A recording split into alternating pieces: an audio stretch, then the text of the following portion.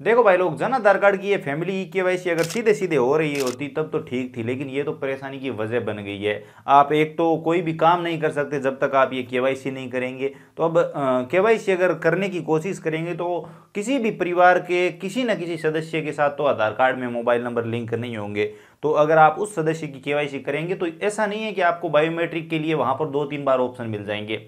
अगर आपने एक बार बायोमेट्रिक लगाया और अगर बायोमेट्रिक उस सदस्य का नहीं आया तो उसके बाद ई मित्र आईडी लॉग आउट हो जाती है। उसके बाद बार बार लॉगिन करने पर भी आप दोबारा लॉगिन नहीं कर पाते हैं, और दोबारा से लॉगिन करते हैं तो उसमें 10 मिनट का टाइम लगता है, और फिर एक बार आपको 1 या 2 बार मौका मिलता है फिंगरप्रिंट लगाने का, और फिर अगर फिंगरप्रिंट नहीं आया तो फिर से वही कहानी शुरू। मतलब ई मित्र धारकों को इतनी ज्यादा परेशानी आ रही है कि बात ही छोड़ो। यहाँ पर ये जो फैमिली केवाईसी वाला ऑप्शन है वो उन्हीं लोगों के लिए सही से काम कर रहा है जिन लोगों के आधार कार्ड में मोबाइल नंबर जुड़े हुए हैं।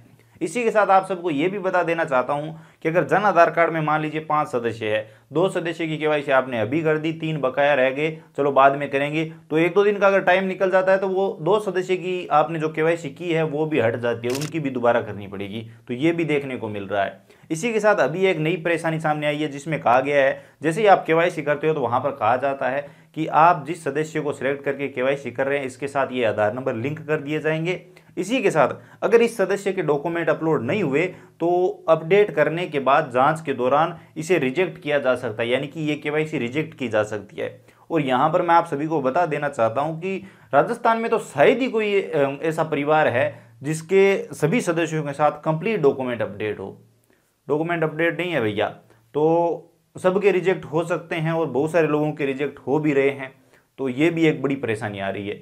तो सबसे बड़ी दिक्कत तो ये है कि हम इसके बिना कोई काम नहीं कर सकते, जैसे एडिटिंग वाला काम नहीं कर सकते जो कि सबसे जरूरी है। जन आधार कार्ड में अगर हमें मोबाइल नंबर भी अपडेट करने जाति मूल बनाने के लिए या फिर किसी और काम के लिए तो वो भी नहीं कर पा रहे हैं जब तक ये केवाईसी नहीं करेंगे। तो ई मित्र धारक कितने ले लेगा? 20, 30, 50 रुपए ले लेगा, लेकिन 50 रुपए के लिए वो पूरे दिन तो नहीं बैठा रहेगा। अगर एक भी सदस्य की केवाईसी नहीं होती है यहाँ पर फिंगरप्रिंट की वजह से तो पूरी केवाईसी गई, और कोई भी परिवार अगर अधूरा काम होता है तो पैसे नहीं देता। तो वो एक तो 1-2 घंटे मेहनत करेगा, उसके बाद अगर एक भी सदस्य का फिंगरप्रिंट नहीं आया तो वो 50 रुपए भी गए।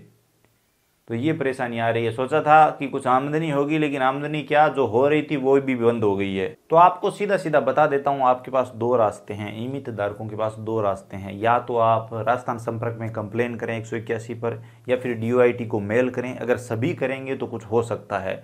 या फिर आप कस्टमर को बोलें कि आप अपने परिवार के सभी सदस्यों के साथ आधार कार्ड में मोबाइल नंबर जुड़वा कराएं।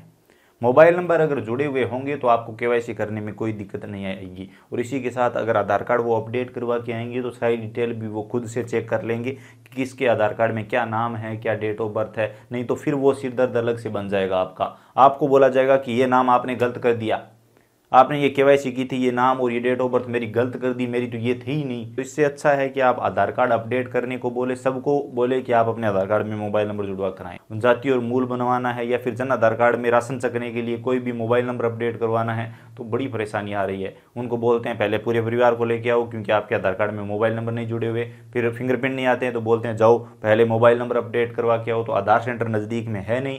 तो हमारे गाँव के लोगों को तो काफ़ी दिक्कतें आ रही है इस केवाईसी की वजह से, और सबको आने वाली है। क्योंकि अभी लोगों को पता नहीं है जन आधार कार्ड में अपडेट की उन्हें ज़रूरत नहीं पड़ रही है। जैसे ही अपडेट की ज़रूरत पड़ेगी तो वो सब फंसेंगे और उनको ये दिक्कत आएगी। इसी के साथ ये जो फैमिली इनकम अपडेट वाला ऑप्शन है ये भी परेशानी की वजह बना हुआ है, क्योंकि आय प्रमाण पत्र वो बड़ा वाला तैयार करना भी इतना आसान नहीं है और काफ़ी सारी समस्याएं आ रही है।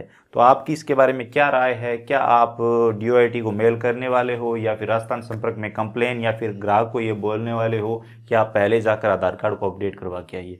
आप अपनी राय कमेंट सेक्शन में जरूर दीजिए। आप सबकी राय जरूर जानना चाहूँगा, शायद इसीलिए मैंने ये वीडियो बनाया। इसी के साथ हमारा एक फेसबुक पेज भी आप चाहें तो फॉलो कर सकते हैं, लिंक डिस्क्रिप्शन पार्ट में है।